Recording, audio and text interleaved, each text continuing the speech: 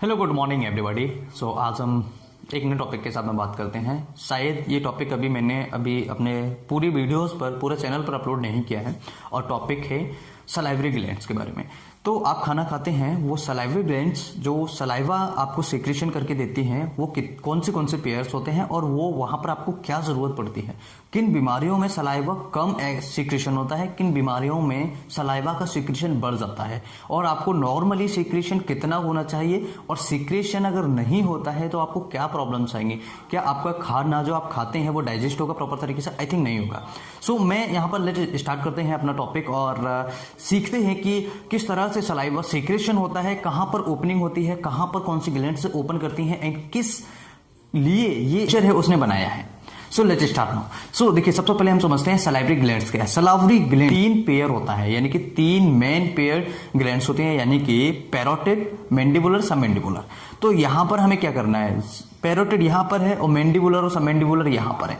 ठीक है, तो यहां पर मेन चीज क्या है, ये तीनों ही सलाइवा को प्रोड्यूस करते हैं, यानी सिक्रेशन करती हैं, प्रोडक्शन करती हैं। लेकिन इसकी जरूरत क्या पड़ती है? देखिए, इनके अंदर कुछ ऐसे एंजाइम्स होते हैं, कुछ ऐसे एलिमेंट्स होते हैं, कुछ ऐसे तत्व होते हैं, कुछ ऐसे केमिकल्स होते हैं जो आप कह सकते हैं वो कह लीजिए, लेकिन कुछ ऐसे तत्व होते हैं जो आप खाना खाते हैं उसे वो डाइजेस्ट करते हैं, माउथ के अंदर ही डाइजेस्ट कर देते हैं। यानी हम कह सकते हैं कि 20 जो हमने खाना खाया उसका 10 या 15%, 10 to 20% माउथ के अंदर एब्जॉर्ब हो जाता है। मैं ये नहीं कह रहा कि प्रोटीन हो जाएगा, कार्बोहाइड्रेट हो जाएगा, कोलेस्ट्रॉल हो जाएगा। जो माउथ के अंदर पचने वाली, जो डाइजेस्ट होने वाली चीज है वो यहां पर उसे खींच लेती है। राइट, तो इस बात को समझने की कोशिश कीजिएगा। बहुत बहुत इंपॉर्टेंट बात है ये कि जो हम खाते हैं वो माउथ के अंदर भी एब्जॉर्ब हो रहा है। तो आपको क्या करना चाहिए, लेकिन आजकल की जनरेशन क्या करती है, माउथ में भैया 1 सेकंड के लिए जाता है और अंदर गया। नो, आप इस चीज को बंद कर दीजिए। अगर कोई करता है तो इस चीज को तुरंत बंद कर दीजिए। खाना खाते समय कम से कम उसको 32 बार क्यों चबाना चाहिए, उसको 32 बार चबाने का क्यों मौका दिया जाना चाहिए भाई? इसीलिए दिया जाना चाहिए जो आपका सलाइवा है वो प्रॉपर तरीके से मिक्स हो जाएगा और जो यहां पर एब्जॉर्ब वाली चीजें हैं जो माउथ में ही एब्जॉर्ब कर दी जाती हैं वो भी एब्जॉर्ब हो जाएंगी। देन उसके बाद में आपका खाना जो डाइजेस्ट है वो प्रॉपर तरीके से होगा और आपको कॉन्स्टिपेशन नहीं होगा। ये सबसे मेन मुद्दा है। अगर आप खाना अच्छे तरीके से चबा के खाते हैं तो आपको कॉन्स्टिपेशन नहीं होगा। कई पेशेंट्स हैं जल्दी खाना खाते हैं तो उसकी वजह से उनको क्या हो जाता है, कॉन्स्टिपेशन होता है, कब्जी रहने लगती है। ऐसी कौन सी बीमारियां हैं जिनके अंदर सलाइवा का जो सिक्रेशन होता है वो बढ़ जाता है? ऐसी कौन सी बीमारियां हैं जिनके अंदर सलाइवा का सिक्रेशन बढ़ जाता है, लेकिन क्यों? सबसे पहले ये समझ लीजिए कि सलाइवरी जो ग्लैंड्स हैं उनका सिक्रेशन बढ़ता है तो उसे हम क्या कहते हैं। देखिए, इसे हम कहते हैं साइलोरिया या फिर टाइलिज्म। अगर सिक्रेशन बढ़ता है तो हम इन दोनों टर्म को यूज करते हैं। दूसरी बात ये किन बीमारियों में, देखिए अगर किसी को सिजोफ्रेनिया है तो ऐसी कंडीशन में सलाइवा का सिक्रेशन बढ़ जाता है। इस बीमारी के बारे में हम चर्चा करेंगे नेक्स्ट वीडियो में अदर टॉपिक्स के साथ में। दूसरी बात, मेंटल रिटार्डेड जो पेशेंट होते हैं जिनको मेंटल से प्रॉब्लम होती है, मेंटल रिलेटेड प्रॉब्लम होती है, उनमें सिक्रेशन बढ़ जाता है।